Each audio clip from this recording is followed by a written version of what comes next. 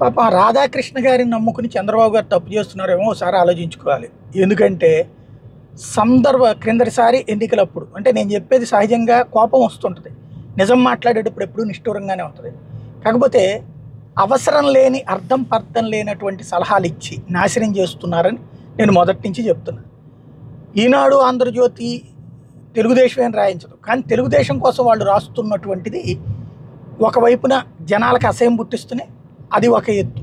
రెండోది వచ్చేటప్పటికి ఇవాళ క్రిందటి ఎన్నికల్లో ఏం చెప్పారు, ఆయనకి బీజేపీ పని అయిపోయింది అని చెప్పి ఆయన నమ్మించి చివరికి బీజేపీకి వ్యతిరేకం చేసి ముంచేశారు. ఇప్పుడు పక్కన భారతీయ జనతా పార్టీతో ఉంటూ దానికి వెన్నుపోట్లు ఈ పత్రికల్లో చేస్తున్నారు. అది చంద్రబాబు గారు చేయట్లా, కానీ వీళ్ళు రాస్తున్నప్పుడు బీజేపీ వాళ్ళకి కాల్తా ఉంది. ఇది ఒక ఆస్పెక్ట్. రెండోది వచ్చేటప్పటికి వాలంటీర్ల వ్యవస్థ విషయంలో వీళ్ళు రాశారు, ఆయన దాన్నే పట్టుకుని తిరిగారు. తీరా చూస్తే ఇవాళ దిగిపోయాక మాకేం సంబంధం అని చెప్పిన జనాలకి అది చంద్రబాబు వలన, లేకపోతే నిమ్మగడ్డ అంటే చంద్రబాబు మనిషి అనేటువంటి జనంలో ఉంది. అది కాదని చెప్పి గుడ్డిగా ఎవరో ఒకళ్ళిద్దరు మాట్లాడచ్చేమో, కానీ ఒకటి ఉంది. రెండో పాయింట్ వచ్చేటప్పటికి ప్రధానమైనటువంటి విషయం, ఇవాళ భవన నిర్మాణ కార్మికులకి మాది భరోసా, మేము వస్తాం, ఉచిత ఇసుకిస్తాం, తాపీ మేస్తులు వైసీపీకి సమాధి కట్టాలి. ఇది అరే భవన నిర్మాణ కార్మికులు ఒక్కసారి రండి సార్, రోడ్డు మీదకి రండి సార్, ఒకసారి పోనీ ఒక బిల్డర్లను కూర్చోబెట్టుకోండి. ఎవడైనా ఖాళీగా ఉన్నాడా? రెండయ్యా పని చేయడానికంటే భవన నిర్మాణ కార్మికులు దొరకట్ల, కూలీలు దొరకట్ల. 500 నుంచి 700 రూపాయలు పెరిగిపోయింది అలా కూలీ. చంద్రబాబు గారి టైంలో 300 రూపాయలే ఉండేది, ఇప్పుడు 500 నుంచి 700 వసూలు చేస్తున్నారు.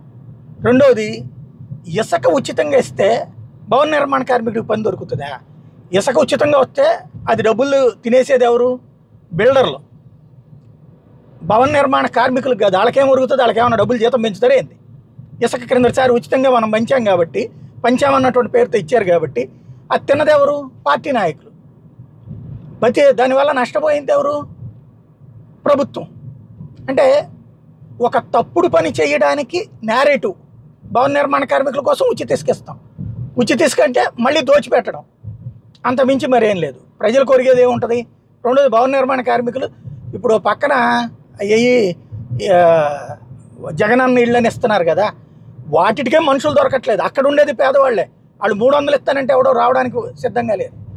ఇంకా దాన్ని ఏదో జనాలు నమ్ముతారంటే సరే, మనం పత్రికల ద్వారా నేరేటివ్ చేస్తున్నాం కాబట్టి నమ్ముతారేం చూడాలి.